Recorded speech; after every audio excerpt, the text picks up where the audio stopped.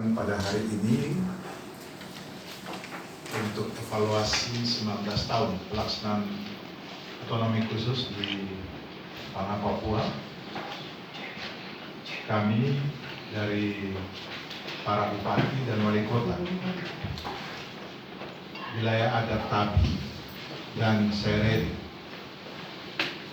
8 bupati dan 1 wali kota, dibantu oleh tim dari Universitas Cendrawasih, tapi didukung juga oleh pimpinan dan anggota DPRD se-wilayah Tabi dan Sereri, yang mulia juga anggota MRP 15 orang, dan seluruh tokoh adat, tokoh masyarakat, tokoh agama, tokoh pemuda, tokoh perempuan. Kami telah selesaikan acara yang sangat kita nantikan, yaitu seminar atau dalam suatu workshop yang juga dihadiri oleh Gubernur Provinsi Papua yang diwakili oleh staf ahli sejak pembukaan sampai dengan penutupan. Tentunya kita tahu bersama bahwa di dalam Undang-Undang 21 ini memang mengharuskan untuk setiap tahun atau secara berkala harus dilakukan evaluasi terhadap pelaksanaan daripada pertanggungjawaban pengelolaan maupun poin-poin yang terkait dengan Undang-Undang 21 ini. Saat kurang lebih 19 tahun pelaksanaan undang-undang ini, dan banyak sekali kita mengikuti perkembangan di media sosial maupun di media cetak atau di media RRI lainnya, bahwa ada sekelompok atau dua pihak yang menolak dan ada yang pihak yang ingin melanjutkan otsus ini. Tapi semuanya hanya bisa berbicara, hanya begitu saja seperti angin lalu, tidak ada momen atau ruang untuk bisa dilakukan. Oleh karena itu, kami berterima kasih kepada Bupati Jayapura dan juga Wali Kota Jayapura, seluruh kepala daerah di wilayah Tabi yang telah merespon dengan baik usulan kita bersama dari para bupati Sereri untuk kita duduk bersama-sama, kita lakukan evaluasi sesuai dengan amanat Undang-Undang 21 ini, sehingga apa yang telah atau yang sedang dipikirkan baik oleh seluruh perwakilan atau dari pemerintah daerah sendiri untuk wacana Undang-Undang Otonomi Khusus ini dilanjutkan atau dihentikan, ini tidak mubazir kita bicara di luar, tapi kita bicara dalam satu forum dan kita mencapai hasil-hasil yang telah kita capai bersama. Ada 11 poin yang telah dipecahkan, dan ini akan kita tindak lanjuti. Dari kesepakatan atau evaluasi yang kita lakukan ini akan kita tindak lanjuti kepada semua stakeholder yang berkepentingan, terutama kepada Bapak Gubernur dan juga pimpinan dan anggota DPRD, MRP, tapi juga kepada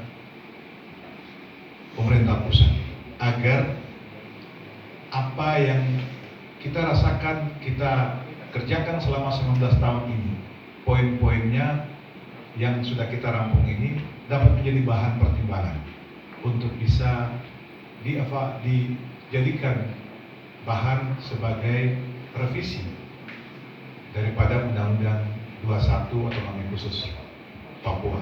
Yang jelas poin utama kita adalah otonomi khusus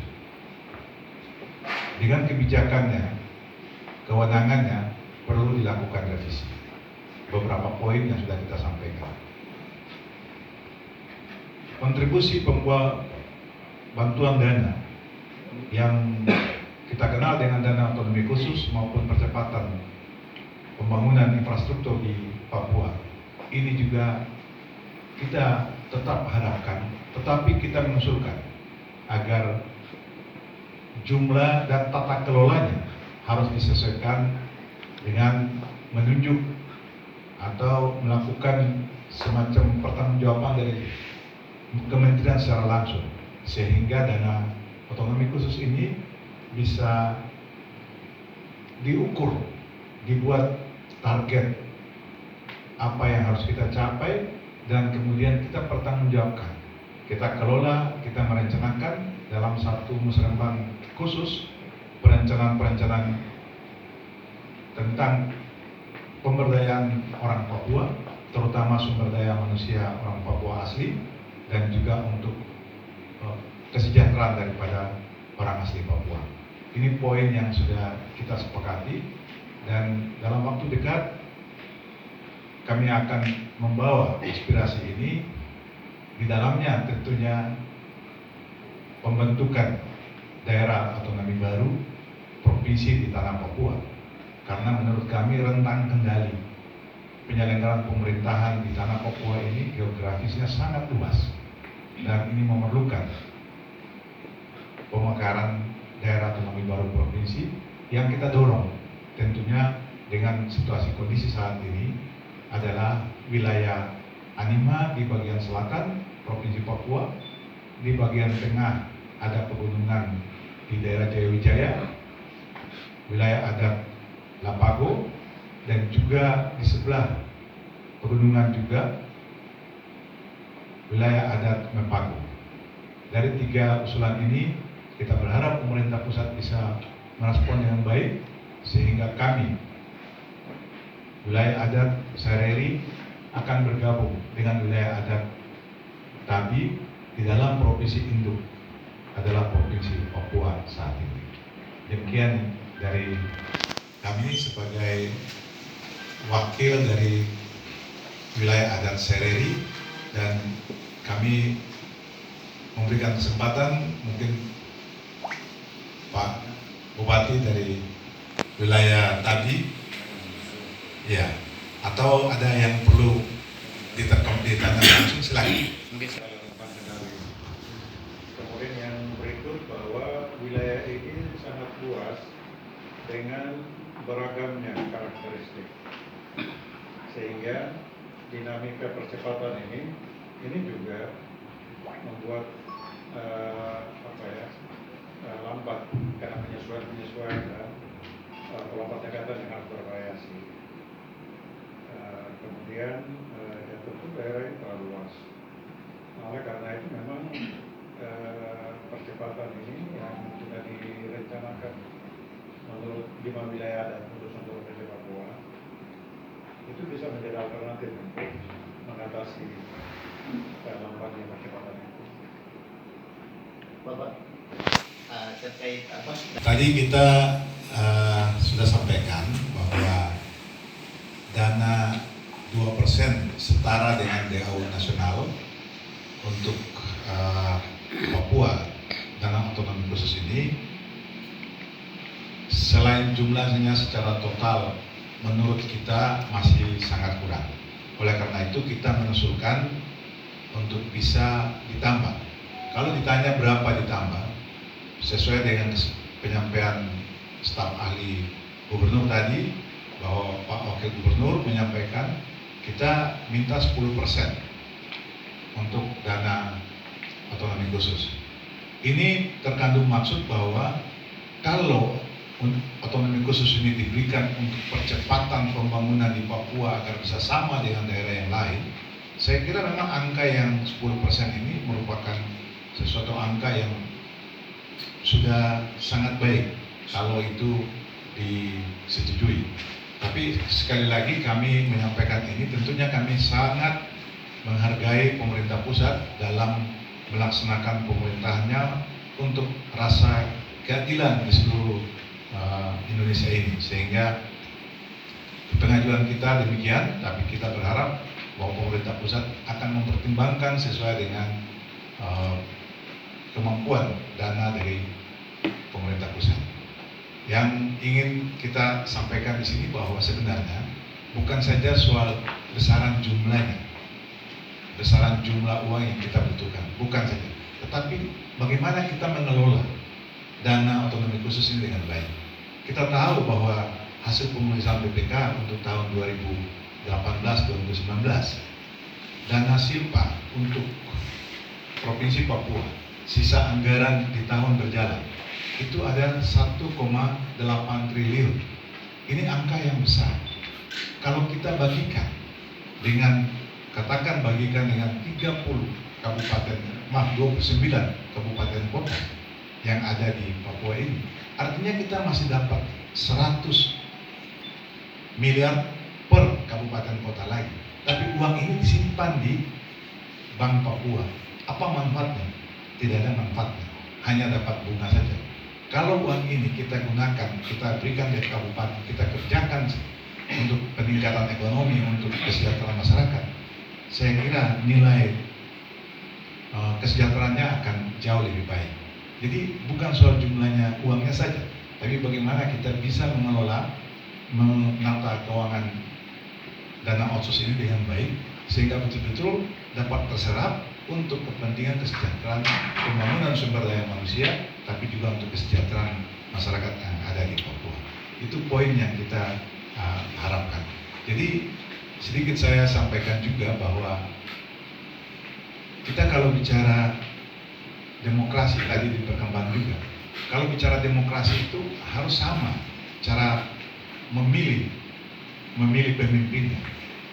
Sama dalam arti, kalau demokrasi semua pakai sistem demokrasi dengan one man one vote, artinya satu orang memilih secara langsung pemimpinnya, itu akan sangat baik dalam proses demokrasi. Tapi kalau kita saat ini dengan kultur budaya yang masih beda dan kondisi yang saat ini kita alami, ada daerah lain kita memilih dengan cara one man one vote, tapi ada lain daerah memilih dengan cara sistem noken. Tentunya kita tidak bisa berbicara pemimpin kita yang bisa kita harapkan bisa betul-betul mewakili masyarakat kita di Papua ini untuk menjadi pemimpin di tanah Papua. Tapi itu kita hargai, bahwa itu kultur budaya yang harus kita hormati, dan kita tidak mau mengganggu budaya yang sudah ada. Tapi berikanlah kami daerah-daerah ini untuk bisa melakukan percepatan pembangunan yang bisa lebih cepat lagi. Saya kira itu tambahan dari kami. Maksud tadi kan dari berbagai komponen yang hadir. Ada MRP, ada DPR, ada keterwakilan perempuan, pemuda, tokoh adat, tokoh agama, intelektual dari tadi saya. Nah, kalau saya melihat bahwa khusus untuk Tabi dan Saideli, kita coba duduk bicara pada kondisi real wilayah ini. Jadi aspirasi mereka ini kita beri ruang tadi. Jadi untuk dua wilayah adat ini kita sudah dengar semua dalam diskusi tadi. Itu aspirasinya. Jadi tidak bisa yang ada di luar dari wilayah ini mengomentari tentang aspirasi itu. Mengapa? Karena ini wilayah adat ini dengan karakteristiknya berbeda, dengan data-data yang dimiliki, dengan pengalaman yang mereka alami selama 19 tahun. Jadi saya pikir memang kita harus lokalisir supaya itu bisa lebih tajam dan sesuai. Nanti wilayah adat lain silakan dan seterusnya. Tapi kalau tidak, ini orang bicara sangat umum, forumnya tidak jelas, siapa mewakili siapa, bicara apa. Ya. Jadi kalau arahan presiden jelas, masyarakat harus duduk bicara sendiri apa aspirasinya. Nah, duduk bicara sendiri ini harus dilakukan spesifik seperti tadi. Jadi saya pikir ini yang nanti akan kita rumuskan baik dan kita akan sampaikan kepada provinsi, kepada pemerintah pusat. Begitu. Jadi tadi kami lihat sangat bagus bahwa semua pihak ada dan semua kompak. Itu berarti ini tidak bisa dihalangi oleh siapapun karena mereka ini keterwakilan. Jadi saya pikir ini menurut saya sudah sangat sangat aspiratif, dan pemerintah daerah tadi juga kita hanya menyampaikan data, khususnya mengenai bicara tentang kewenangan dan dana otsus yang kami terima itu rata-rata itu di bawah 6% selama 19 tahun. Kami di Jayapura 3,5% 19 tahun dari total itu. Nah, karena itu seperti ini kan data. Bagaimana kita mengatur dari yang sedikit itu, terus kami bahwa ini sudah dilakukan dalam program-program seperti ini, angka-angkanya seperti ini, dan ini sudah dipertanggungjawab setiap tahun ke provinsi, dan itu sudah clear. Berarti data ini sudah valid. Nah, kita bicara data, kita tidak bisa bicara dengan cara berpikir emosional di luar. Jadi saya pikir misalnya contoh seperti itu tadi. Nah, oleh karena itu memang kalau kita bicara data oleh mereka yang bersangkutan itu udah clear. Orang lain bicara hanya dengan cara berpikir dia ya, belum tentu ada informasi yang benar. Pertama saya koreksi bahwa bukan kata saya evaluasi setiap tahun, tapi itu kata Undang-Undang 21. Jadi memang Undang-Undang 21 memang syarat mewajibkan evaluasi ini. Dan ini sekarang pertanyaan, siapa yang berani untuk melakukan evaluasi? Kan begitu, kan tidak ada yang berani. Kami inilah yang kami mau lakukan, karena sesungguhnya yang melakukan evaluasi itu adalah yang diberikan kewenangan. Dalam hal ini adalah pemerintah provinsi. Sudah beberapa kali lakukan evaluasi, tetapi sangat terbatas waktunya, dan evaluasi kemudian tidak terlalu jelas apa tindak lanjutnya. Itu yang membuat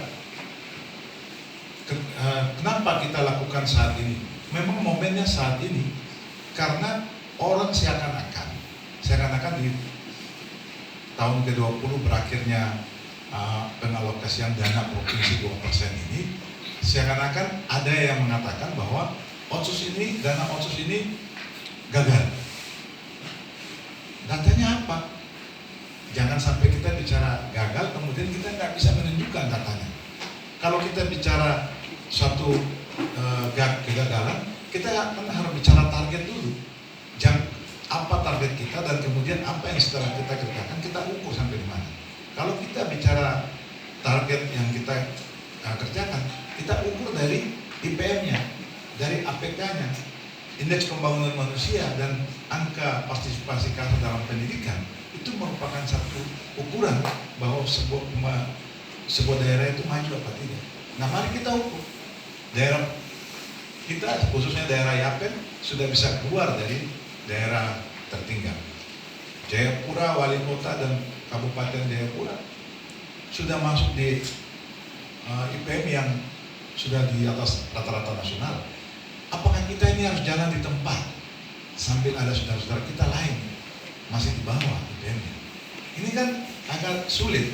Selain itu kita bicara tentang budaya, karakter budaya yang tadi termasuk dalamnya adalah sistem demokrasi.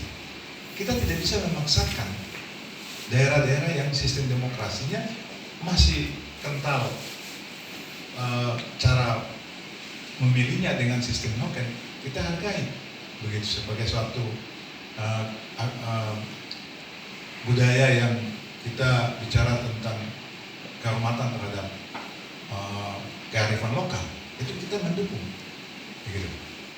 Tapi kita juga tidak bisa berhadapan-hadapan memilih pemimpin dengan dua cara di satu tempat. Tidak akan bisa kita mendapat katakan kesempatan itu lagi. Selama ini masih ada, ya banyak sumber daya manusia yang tidak kalah juga yang ada di Saireli dan Tabi bisa memimpin daerah ini juga. Tapi kita tidak bisa berhasil karena sistem yang dipakai dalam sistem demokrasi perekrutan ini masih seperti saat ini. Ini bagian yang kita melihat juga untuk bisa perlu dilakukan revisi.